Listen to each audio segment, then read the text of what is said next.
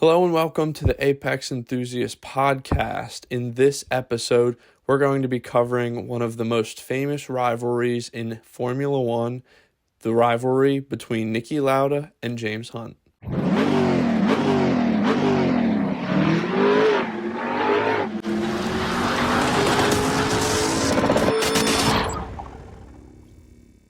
So before we start this story, I just want to say that the Formula One 2021 season has come to a close. Max Verstappen beat Lewis Hamilton in one of the most controversial races and most controversial safety cars we have ever seen. I would like to say that, for the record, I think that Lewis Hamilton should have won the race, but I think overall for the season, Max Verstappen deserved to win. I think Max Verstappen did put a lot of heartache and passion into his driving. I know some of it was unfair, but the thing is, from rivalries we have seen before, it's very similar to other rivalries. We're going to see that the rivalries between Nikki Lauda and James Hunt, they have had similar things regarding rules and incidences and controversies in their own seasons.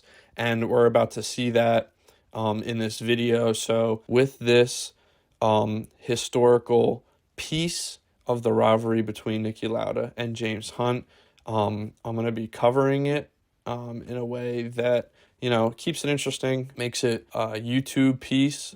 So to start the story, we first have to go over the types of people that they were. So they first met in Formula 3, where, as you know, there is the movie Rush that is about this.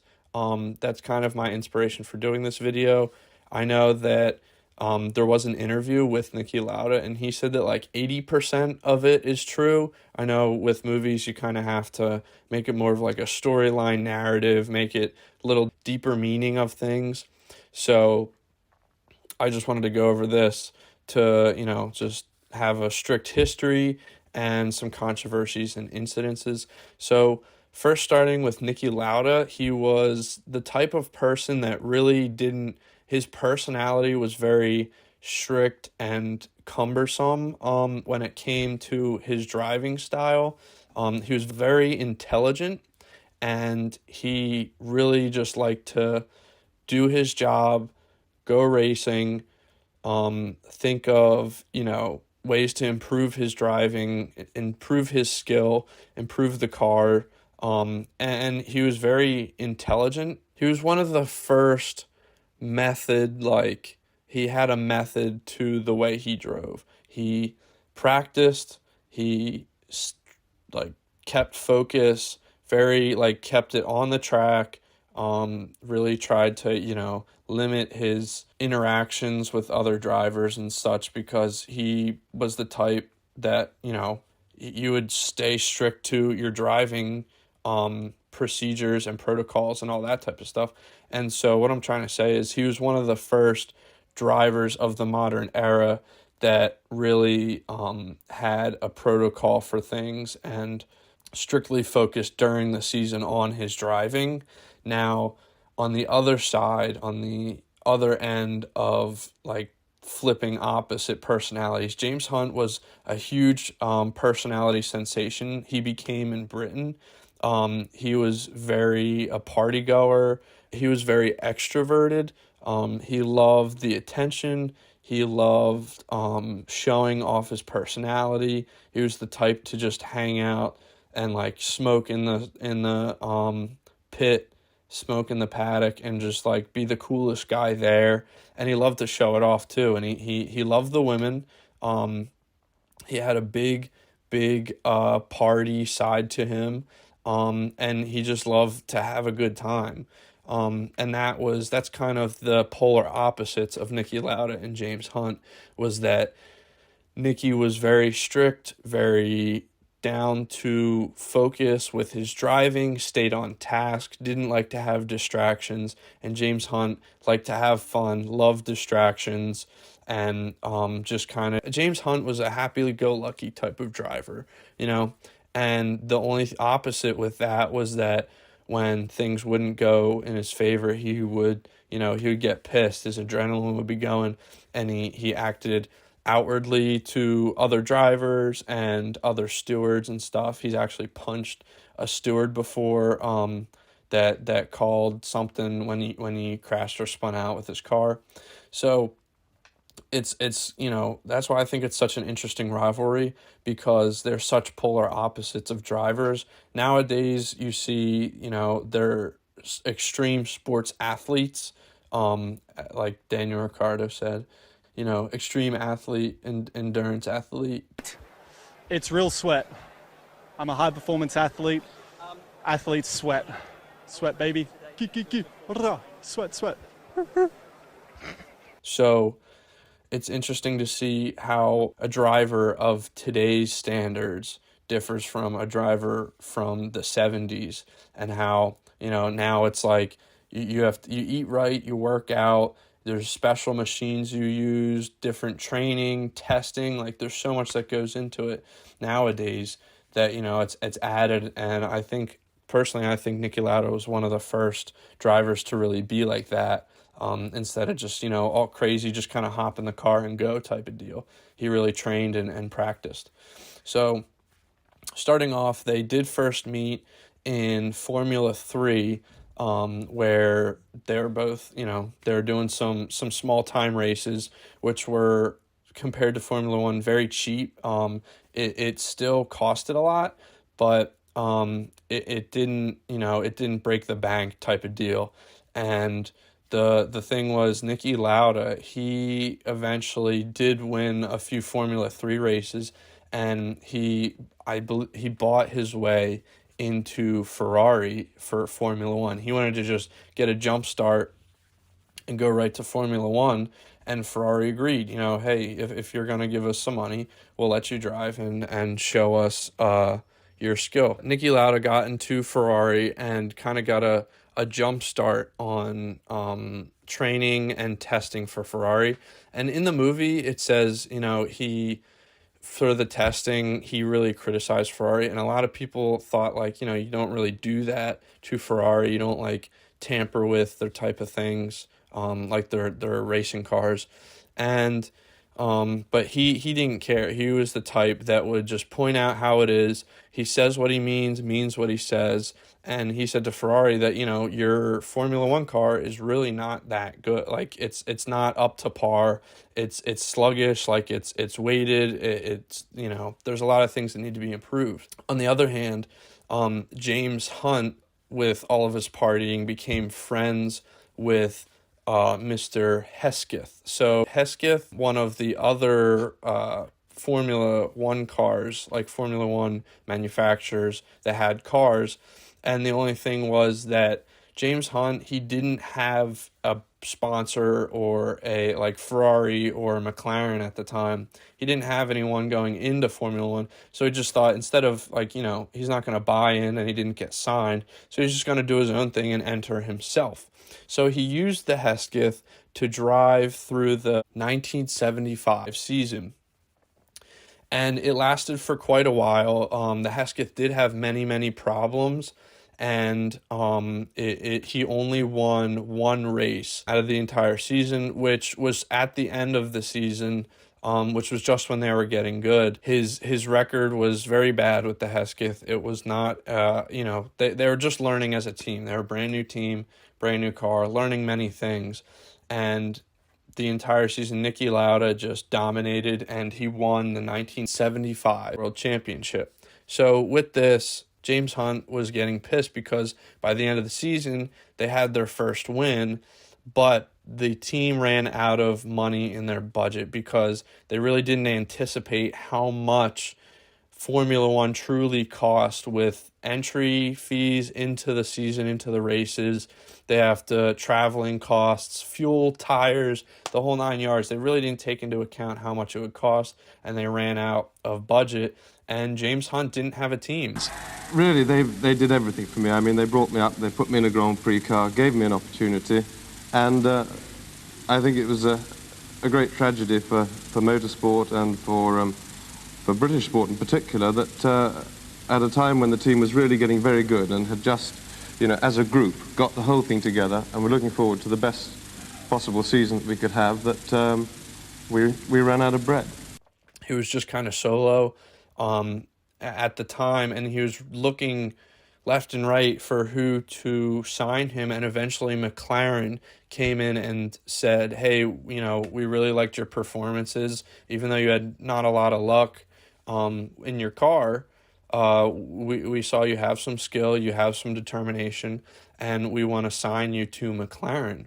So this is where we start the more rivalry season of 1976 World Championship F1 season, where Nikki Lauda was in the Ferrari and James Hunt was in the McLaren. With the start of the 1976 season, Nikki Lauda defending his World Championship title, going up against James Hunt with his McLaren. So the first race of the 1976 season was the Brazilian Grand Prix in Sao Paulo.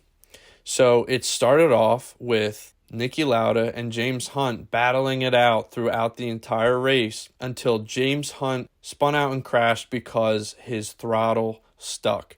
And Nikki Lauda took first place at the Brazilian Grand Prix to defend his title for the start of the season.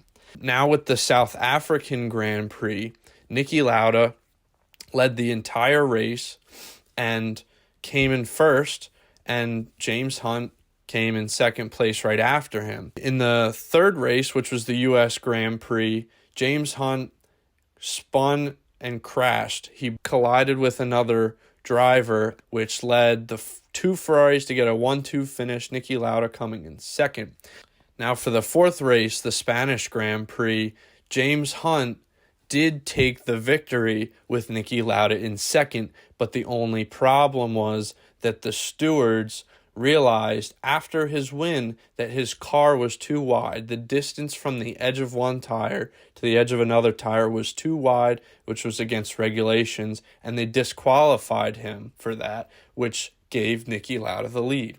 With Hunt being disqualified for the car being too wide, McLaren sent in an appeal, which 2 months later, which would be 4 races later, the disqualification would be appealed and the points for his first place would be given back to him.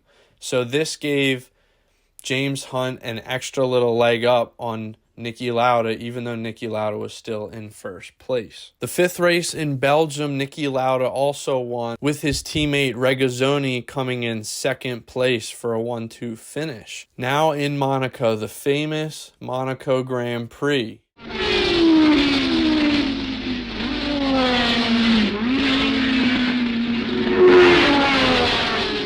Out of the tunnel and along the harbour stretch.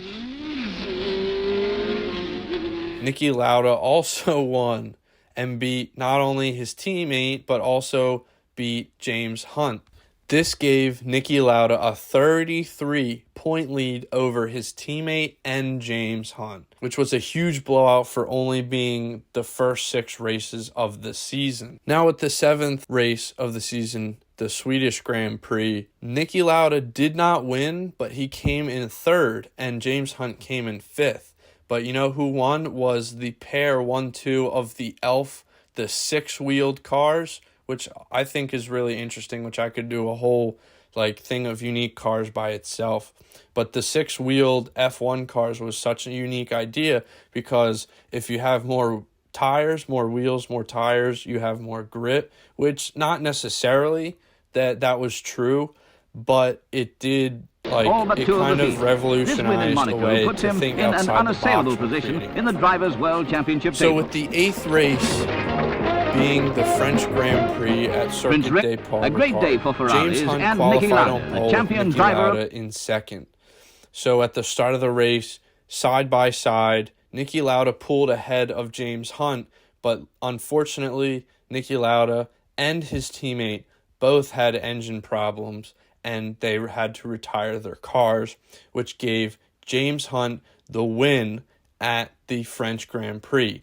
So at this time, he has 2 wins only, 2 wins in the season, but he's still not that much further behind.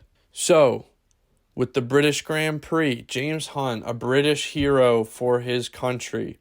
The entire crowd super pumped to see the hometown hero in his McLaren driving at Brands Hatch for this British Grand Prix. Now, the controversy that took place was that at the start of the race, which, if you know the track, it kind of has a swooping down, very tight downwards right-hander. So what happened was Nikki Lauda was first, his teammate Regazzoni was second, and James Hunt was third for qualifying. So when they took off, the two Ferraris were next to each other, and of course they want to both push for the first place. So they collided into the first turn, which spun out Regazzoni, but also left James Hunt nowhere to go. He hit him, went off the track, but was still able to manage to get his car back on track and to go back for them to have a restart, right? With the restart, what happened was there were three or four drivers that started with new cars. They cut through the side of the pit and hopped in spare cars for the restart. And the funny thing was that it was the Ferrari second driver, Regazzoni, and James Hunt. So they restarted like, nothing happened. But what happened was that James Hunt took the lead and Niki Lauda came in second. So Ferrari said, well, you know what? I think we're going to double back and look at what happened with the restart. And they pulled that James Hunt was not allowed to start in a spare car. So he restarted, hopped in a new car, and then restarted with the spare car that they had, which you're not allowed to do. But it was hypocritical because their own Ferrari's teammate, Regazzoni, also started with the spare car at the restart. So the problem was that 2 months later, 2 months after this race, the FIA took that win away from James Hunt, which gave Niki Lauda the win for the British Grand Prix. So the thing that I think is funny is that even though this may have been years ago, and they were kind of still figuring out rules and regulations with these faster cars, that we still have problems with rules regardless. And a lot of people, today, especially Michael Massey with the FIA, calling the penalties he did this past season in Formula One with Lewis Hamilton and Max Verstappen. It's interesting to see that this isn't the only time that rules have been pulled by teams to try and get a leg up, and that, I think I would be more pissed if 2 months later, after it already happened, that then your win would be just taken away, not even like 5 second, 10-second penalty or something added on, just taken away 2 months later. So it's kind of interesting to see, at least to me, that, it's kind of been happening throughout history with Formula One and other racing as well, that, rules are always updated, rules are always going through different stages, and also the way the FIA or whomever the teams deal with incidences, controversies, and different rules are always just going to be against what you think is going to happen. Because how are you really supposed to? There's no way to really specifically deal with it, but the way that it's written, it's case by case scenario. So it's really just under the impression of whoever's in charge at the time. With this, James Hunt is in third place for the championship, but Niki Lauda still leading the championship at this time. So now, after the British Grand Prix, there was probably one of the most horrific accidents in sporting of automobiles. So this next race was technically at the time West Germany Grand Prix, because there was still the split between East and West Germany. At this track, the Nurburgring was also nicknamed the Green Hell because of how deadly this track truly was.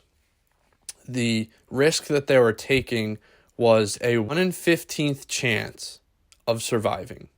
1 in 15 chances that you're going to make it out alive. 14 more of the 15 that you're going to either crash or die. So this was a very notorious track, which Nikki Lauda had previously said that he really wished that it was taken out of the championship schedule for how dangerous it was. He was completely opposed to the track, completely opposed to racing there, but nevertheless, they still had to go. So the thing with the weekend of the Grand Prix is that it was raining.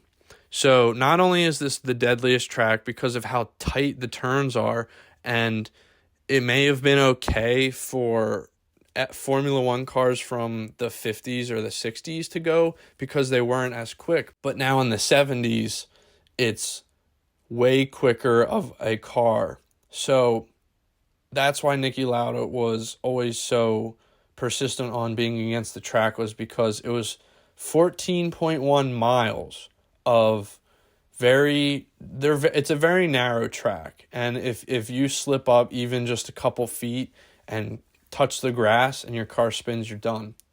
So with the start of the Grand Prix, it was raining for a bit, but because it's 14.1 miles, it's so massive, only half of the track was wet. And this caused a kind of confusion of what strategy to go with because the different tire compounds. So everyone still went with slicks because they didn't want to have wet tires and be slower on the dry parts. Many drivers were kind of pushing to not have it go forth. And in the movie, Rush, it's like Nikki Lauda is saying like, oh, I don't want this to happen, which is true. But then it was that, like James Hunt said that, oh, you just want to do that so that way you can win. Like it gives, there's less of a chance for me to go. But that's not really how it happened. There were a handful of drivers that were kind of against it, but they still went with it anyways. So with the start of the race, James Hunt took off and he was up in the front row. And Nikki Lauda, even though he qualified high, he started, he was slower of a start because I think he was being more careful maybe. But so he started going, taking off. And even after the first lap, there were people spinning and stuff. But so the first lap went by. Nikki Lauda was further back in the pack. And by the second lap, he went around a turn. And because it was wet or because, his suspension wasn't acting properly, he spun and he crashed into the barrier and the car blew up in flames. It absolutely exploded, and he spun around, sat in the middle of the track. There was nothing. He was unconscious from the hit that occurred. So the car is on fire. He's unconscious, and he's sitting in the car. And one car manages to swerve around him, but another car comes and smashes into the side of him, and another one bumps into him even further. Those drivers that crashed hopped out and were trying to help Nikki Lauda escape from what potentially could be his fiery death. And the problem, though, was that it wasn't necessarily that he was going to die from burns, but it was that he was inhaling all of the fumes from the fire, the smoke, and also the gasoline that was burning. So it was a double of exhaust fumes and fire, the smoke from the fire. So that's what really got him. One of the drivers was able to reach in and unbuckle his belt and pull him out. And he was still semi-conscious. He said in an interview that he remembers starting to come up from the turn, but his memory is blank in between up to the corner, the accident, until he got to the hospital, even though people were saying he was still kind of responding, and he was asking if, his face was burnt, like he was very out of it. But James Hunt did reach a victory of the German Grand Prix, they did not celebrate because of how awful the accident was. And there were many other drivers that crashed as well. Definitely more than a handful of drivers that spun out, crashed just because it was wet. It's a difficult track. They're high speed cars, and it's bound to happen. Nikki Lauda was transported to the hospital where they didn't think he was going to make it because of all of the smoke inhalation. There was so much smoke and flames that he inhaled that his lungs were burnt. Let alone his face. That's what they were really worrying about, was how is he going to breathe and how are his lungs going to heal. And eventually they did figure out how to cope with what was going on. They do show it in the movie. I don't know if they really used like all that type. They probably did, but they really didn't think he was going to make it because his lungs were burnt. And his face, the right side of his face was mostly burnt, and his scalp was actually charred. It was actually charred from how hot the flames were. I think they were like 700, 800 degree flames that he was sitting in for a number of minutes, just trying, because he was unconscious and people trying to help him get out. So with that, he was in the hospital for 2 races or 3 races. And as he recovered, he said that the one thing, he says it in the movie and he said it in real life, he said that the thing that really kept him going was listening for and watching the races as James Hunt won. It helped him to stay focused, and it helped him to try and want to get back to racing and pull through this tragedy. And the sad part is that it was a very common occurrence for drivers back in the day. I know in the 50s, you were basically bound, at least half of the drivers bound to die in IndyCar and Formula One and other, racing. It's one of those things that as a driver, you're always worried about, but you can't focus on it, because if you focus on it, you're not going to be able to properly race and win. And a lot of people are saying, why would you race? Why would you, put yourself at risk? And one of my favorite quotes from a book that is about the Indianapolis 500 in the 50s is that a driver said, why would you do that? Why would you want to race if you know you're going to die? And the driver asked him, well, what kind of way would you like to die? And the reporter said, well, I would obviously like to die peacefully in my sleep. And the driver said, well, then if that's the case, how come you go to sleep every night? Why would you take that risk if that's the way you think you're going to go? So I know that's kind of like a crazy scenario, but it's just one of those things that's like, if you're going to, I actually have the thing, I don't know if you could see it on the camera. It says, everything's going to kill you, so choose something fun. Obviously, I'm not going to, be a race car driver, but it's one, that's just kind of, that's their mentality, is I'm trying to explain to get, my viewers or listeners into the heads of these drivers and why they do the crazy things they do, because some of them, it's the only way that they feel alive is driving in the adrenaline. Speaking of adrenaline, James Hunt won the next 2 races, which was the Austrian Grand Prix and the Dutch Grand Prix. And he was now within 2 points of Nikki Lauda and the championship. But at the same time, as I said before, Nikki Lauda didn't let his injury stop him from getting back to his possible 2nd championship in a row. So he comes back, burns on his face are not even fully healed, and he comes back and puts a helmet on. And in the movie, it just seems so painful for him to put his helmet back on with his burns still healing. But he does it anyways. And he puts the helmet back on, and he comes out for the Italian Grand Prix, which is the 13th race of the season. So with him coming back, obviously physically he's there, but mentally he struggled with getting back into the car.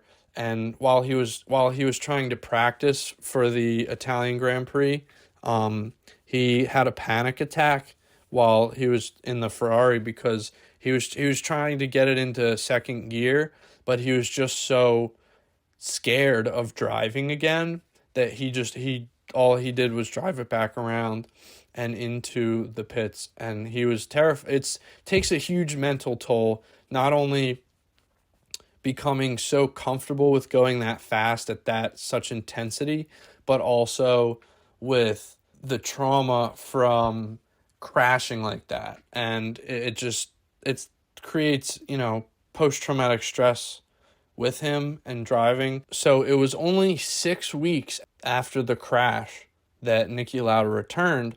But at that time, you can't race with only one driver on your team, right? So they actually found a replacement for Nikki Lauda. And even though his replacement was there, they raced three cars, 3 drivers, because there was a contract agreed that the replacement driver for Nikki Lauda would race the rest of the season. So it was kind of weird that Ferrari had 3 drivers now, but Ferrari didn't want to stop Nikki Lauda from driving, because he's the signature guy. He's the Ferrari driver. So with that, the Italian Grand Prix, James Hunt spun out during the race, and Nikki Lauda didn't come in first, second, or third, but he still finished. So with the finish of the Italian Grand Prix, Nikki Lauda came in 4th to still be able to secure points with an amazing return after his crash. Now, after this, there were only 3 races left: the Canadian Grand Prix, the United States Grand Prix, and the Japanese Grand Prix. So with the start of the Canadian Grand Prix, James Hunt had 47 points compared to Nikki Lauda's 64 points, with only these 3 races left. They went off racing, and James Hunt, even though he did have a bad start, he worked his way back up into first place and secured the win. While Nikki Lauda did have steering troubles throughout the race, he did finish in 8th place. So now the championship comes down to 8 points. 8 points between the two of them with only 2 races left. And this leads us to the United States Grand Prix at Watkins Glen, which is actually fairly close. It's up in New York, if anybody's interested. The Glen, as they call it. At 7:45 in the morning, when I was still asleep, there was a great banging on the interconnecting door of my room. So I went and opened it, and there was Nicky, already in his overalls, marching into my room and saying, "Morning, I'm going to be the world champion today." Which succeeded in putting me in an enormous twitch right through breakfast, but by the time breakfast finished, that I was all right and back down to business. Because it was a pretty hefty experience first thing in the morning on Sunday. Gets you thinking. It was I thought that was one of the best things he ever did. With the U.S. Grand Prix start, James Hunt qualified on pole starting in first, and he did drop down just a little bit, but he was able to secure first place in the United States Grand Prix, but all while Nikki Lauda came in 3rd place, still securing points, still being on podium after an amazing race. So now, the final race of the 1976 Formula One championship season. Nikki Lauda leads James Hunt by only 3 points. 3 points to decide who wins the world championship. So for qualifying, Mario Andretti, for racing for Lotus at the time, he took pole. James Hunt took 2nd, and Nikki Lauda took 3rd. But the problem was rain was coming down over Japan. And when it rains in Japan, it's like a monsoon. And it was very dangerous. And I believe there were 2 or 3 drivers who withdrew before the race even started because they had seen what happened before at Nurburgring and they didn't want to see it now. Terrible, awful conditions. Like, honestly, they probably should have not started the race. But they started the race anyways in the pouring rain to decide the final battle of the 76 season. It started off with Hunt getting a good start, passing Andretti for first place. Nikki Lauda also still in third, going racing. All that James Hunt needed was for him to come in first and Nikki Lauda to come in third. All he needed was 3 points. By the second lap, Nikki Lauda retired his car because the conditions were too bad. And he said in an interview that it was unacceptable by the FIA and the stewards to allow the race to begin because there were cars sliding all over the place, crashing, zero grip. It was terrible and unacceptable. 3 or 4 guys just stopped right away in the beginning because we said we can't accept that. He said, what's wrong? I said, I'm not driving. I can do that because it will fire back on me because the engine is perfect. It was me who didn't want to drive. James Hunt, even though all the other drivers were going on their wet tires, they were switching to wet tires, James Hunt stayed out for 2 extra laps and missed 2 pit call-ins to switch to the other tires. And his 2 front tires were completely flat. They blew out, and he was still racing on them. And he came in scraping on the bottom of his car coming into the pits because he just wanted to keep pushing and pushing. And eventually his pit stop was very slow because they couldn't get the car up. He lost many places because of that, but he did eventually get his tires on, and they sent him out, and he moved his way up into 5th place, which by the end of the race that he finished, he was not aware where Nikki Lauda was or what had happened to him. So he kept pushing, and he thought, damn, I didn't make third. I didn't get enough points to win. But because Nikki Lauda dropped out and because James Hunt kept pushing till the end, he won the Japanese Grand Prix and secured his first and only World Championship title. James Hunt won the World Championship of 1976. This season was probably one of the most famous and also showed that even though there may be a crash or incidents, that racing goes on. Whether you die in the car, whether you're injured, you get replaced, whether rules get replaced, people get replaced. So that's kind of the tough part of racing. But with this most famous rivalry in the books, we have gained another rivalry with Max Verstappen and Lewis Hamilton, which will go down in history as one of probably the craziest fights for a world championship, along with the one I have just told. So I hope you have enjoyed this video. I was watching Rush. If you haven't watched it, go watch it. It's a pretty good film. It's kind of corny at times, and the acting, like, it's good acting, but sometimes it can get kind of cringy, like corny. But it is a very good movie. Is what inspired me to do this video. And like this video, subscribe if you want to see more content like this. And also, I have my podcast, which I will be talking about overlanding stuff and other things just in the podcast, like just talking about random stuff. So check that out. It's on Apple Podcasts, Spotify, and Google Podcasts and other podcast streaming services.